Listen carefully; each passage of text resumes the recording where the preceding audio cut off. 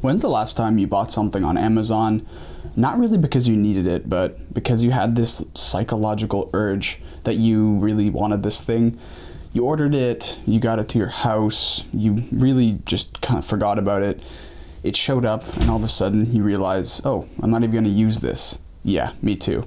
And this is the problem of consumerism. You know, if you were to follow a busy doctor as he makes his daily round of calls, you'd find yourself having a mighty busy time keeping up with him. Time out for many men of medicine usually means just long enough to enjoy a cigarette. Consumerism really came from the capitalistic views that first originated from the Industrial Revolution and got even stronger towards the Second World War when all these technological advancements were being made. During the 1940s, after the Second World War, the rate of growth of technology and manufacturing was about 5 times the rate of the growth of the population. As a result of this significant improvement in the advancement of technology and manufacturing, every middle-class family could simply own every single gadget. Things from toasters and refrigerators to things like cars and even houses were really easy to acquire and actually quite cheap for the middle class person and family to afford. But realistically, all of this was through advertising and really just a cult to get people to modernize and to get all these luxury items without a real purpose. They didn't really need all this stuff. With the purchase of things like televisions and even radios, advertising also became so much easier, and advertisers could throw 5 to 10 times more advertisements into the household to get people to buy even more stuff. Even work-related things, when we think about, when we have this goal that we hit back then or even now, usually we're rewarded in terms of a actual consumeristic prize where we get something like, like an iPod, or you get a hat or something like that. And it's all these things that we realistically don't need. It ends up not being money, and we just get these things that we accumulate. And although this started in the 1940s, realistically this kept compounding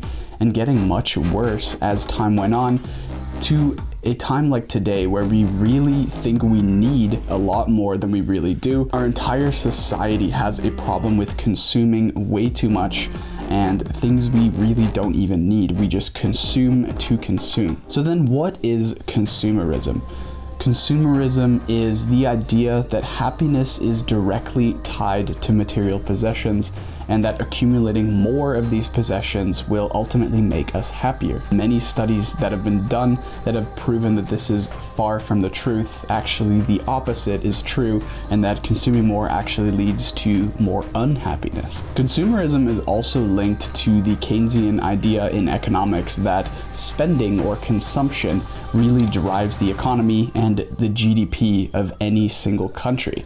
And this is true in theory, but again, consumerism was driven because of this idea that we have to spend to grow the economy. So then from the perspective of the government, from economists, and businesses, consumerism is a very positive thing. It drives growth, it creates revenue, and it increases the amount of tax dollars that the government has in order to build infrastructure and do government-like things with it. But consumerism can also be very dangerous and very tragic in a variety of ways, and some very clear signs of consumerism in today's economy is things like Black Friday, where we are simply just buying because things are on sale, not necessarily because we need them.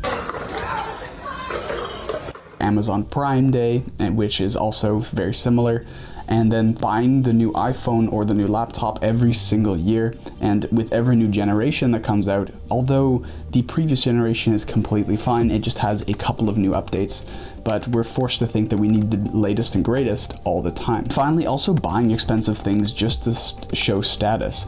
These days we feel like we need a Lambo or a Gucci belt in order to fit in today's society, but realistically many people don't even really care for these things. We know that consumerism benefits the government, businesses, and suppliers alike, and this is mainly because of the growth in GDP, the increase in revenue, and increase in tax dollars that consuming creates for all those entities. Like never before, marketers are more like vultures and and they try to grab your attention like never before. Realistically, advertisements are simply just trying to take your money, and they keep coming up with more tactical and interesting ways to grab your attention and get you to spend your money. And in today's economy, it's so easy to do this because your cards are pre-saved and you can simply just do it by clicking a few buttons on your computer or on your phone, and it's done. So now let's talk about some of the downsides of consumerism, and the first of these is inequality.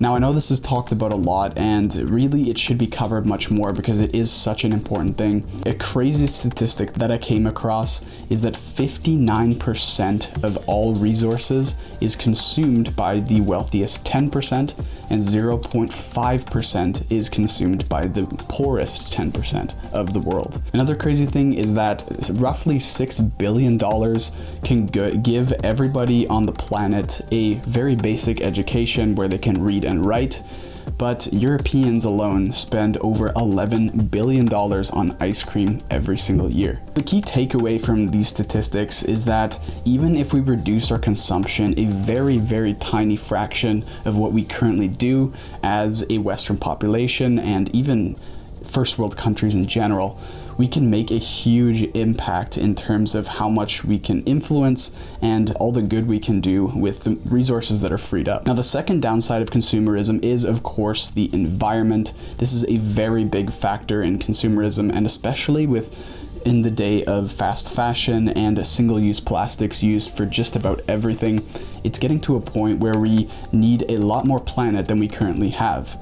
And according to this website I looked at, which I'll link down below, we need 1.8 Earths currently to support the level of consumption. They project that by 2030, we're going to need as much as 5 planet Earths to support our consumption. And obviously, this is not sustainable. Currently, there are about 4.6 billion consumers worldwide, and it's projected that this can be as high as 5.6 billion by 2030. Now, what I found really quite funny actually is that the website that was telling me all these facts had an ad at the top of their page to buy their t-shirt lineup, and although it's sustainable, just completely defeats the purpose of what they were trying to say. So I don't know, kind of found that funny, but didn't really make any sense. If all of Earth's history was a full calendar year, humans have only been around for about 37 minutes on New Year's Eve, and in about 0.2 seconds before midnight, we've used about 1/3 of the world's resources. And that really puts it in perspective how quickly we're depleting the Earth's resources. Every single thing we consume needs to be produced, and obviously there is a lot of air pollutants associated with that, different soil pollutants, water pollutants, even things like deforestation that needs to occur in order to produce these things and have the materials, even human suffering, where people in third world countries are getting paid very small amounts to make these things for us, and even human slavery, which still exists and a lot of people actually don't know. There is still human slavery going on, and people are not paid anything to create some of these goods and products, and that's just not what we should be doing. As well as the thousands picking through rubbish, there's a hidden army of young labourers who work behind closed doors. Jahangir! Hello, Jahangir. Very nice to meet you. 10-year-old Jahangir works a full shift here every day for the equivalent of 30 pence. Enough to buy his family a small bag of rice. Another large concern is the pollution of the oceans, since about half of all the plastic we produce is only single use, and all of this ends up in these garbage patches in the ocean. The last downside of consumerism is that of psychology. Kind of circling back to how we started out this video, unhappiness is almost directly linked with materialistic tendencies, although the causality direction has not really been proven. This is interesting because it could be that unhappy people tend to consume more, or that people that consume more are unhappy. It's not really a healthy behavior. The obvious here, we also need to take time away from our friends and family in order to actually go and purchase these things, and also to work more to be able to afford to buy all these things. So you're giving up time with your family and friends for earning more money or spending that money on materialistic things when it's really not even necessary. It even appears that materialism and consumerism at its very foundation is linked to financial and emotional insecurity. So that might be something to bring to your therapist, I don't know, but either way, it's pretty shocking that it has such a deep psychological root. So what can you do to consume less and to bring consumerism down? Professor James Burrows says that just being appreciative and not spending everything you have all the time is a great way to do this, and to try to be quite a little bit of a minimalist where you only have a few very high quality items. The second is to aim to consume less. I've started doing this thing that where I'm about to buy something, I have to stop and think about if I really need this or if it's more of a want. And if it is more of a want, I like to wait a little while before I buy it to make sure I really do want it. And if it's a need, of course I'm gonna buy it. This is a great way to kind of be a bit more mindful about what you're buying, and then also to just step back and think about it a little bit, and also to save money, which is a huge aspect of this. Being simple and having minimal amount of things can really create a happy life as well. You have less to worry about, less to maintain, less to haul when you move. It really just creates simplicity in your life as well. So by being a bit more frugal and maybe even a bit more of a minimalist, being a bit more mindful about what you're buying and if you really need to buy that thing, it's a great way to reduce your environmental impact, to limit human suffering, give your brain a bit of a break and not in need of that constant dopamine hit, and even create more equality in the world by just doing these simple things and just being mindful of what you're buying and not mindlessly buying hundreds of dollars of presents for everyone at Christmas when it really, what's it about here? Like, is it about love or is it about buying the most things, right? And most importantly, it'll even line your pockets with more Benjamins if you live this way. So why not? That was my spiel about consumerism. Take this to heart, really think about it, and let me know down below what you think of this idea of consumerism and how you live your life. Are you a minimalist? Are you frugal? And if you want to learn more about being frugal, I've got a great video for you right here, and I'll see you next time.